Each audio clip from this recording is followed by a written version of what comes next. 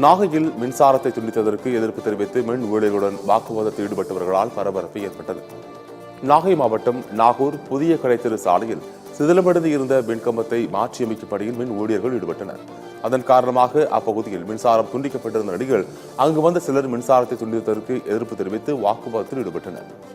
மின் ஊழியர்களின் சட்டையை பிடித்து ஒருவகையில் பேசி தாக்குவதற்கு பாய்ந்ததால் பரபரப்பு ஏற்பட்டது.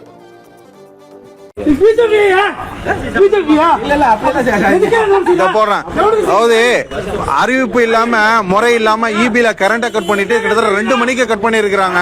ஜமாத்துடைய துணைத் தலைவர் வந்து கேட்கிறாரு, முறையா ரெஸ்பான்ஸ் கொடுக்கல. அப்போ யாருடைய காசு வாங்கிட்டு இங்க வேலை பாக்குறாங்கன்னு நினைக்கிறேன்.